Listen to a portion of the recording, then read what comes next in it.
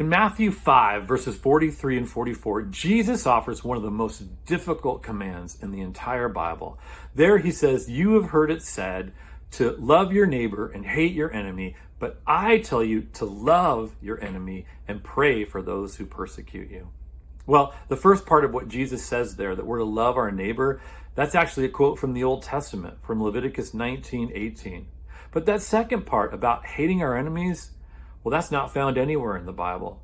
It seems that over time, the Jewish people had just come to believe that hating your enemies was acceptable.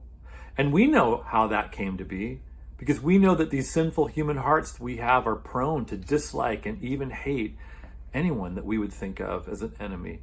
And yet Jesus calls us to a better way. Jesus calls us to a way of love, not a way of hate. But we also know that's a really difficult command, isn't it? For us to love our enemies is just so hard sometimes for a lot of different reasons. But one of those reasons that I want to address today is this. I think much of the time when we think of the call to love our enemies, we believe that Jesus gives us that call only for the sake of the other person, for their sake, for their good.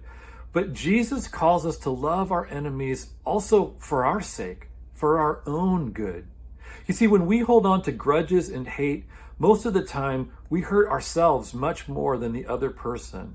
So often what they do is they move on in their life. They leave it behind. But what we've done is held on to it, and we're feeding that anger and letting it burn within us, and sometimes causing it to fester and to get even worse.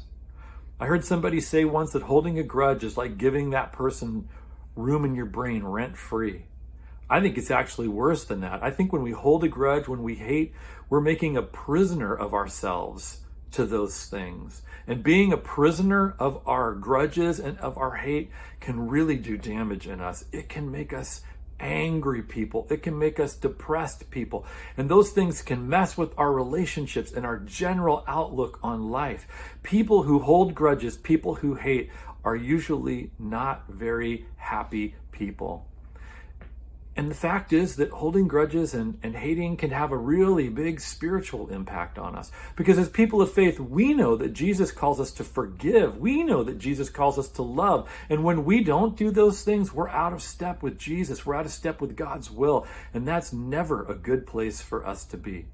But the problem goes even deeper when it comes to hate.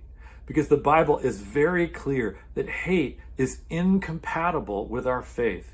In 1 John 2:11, it says that if we hate, we are walking in utter darkness.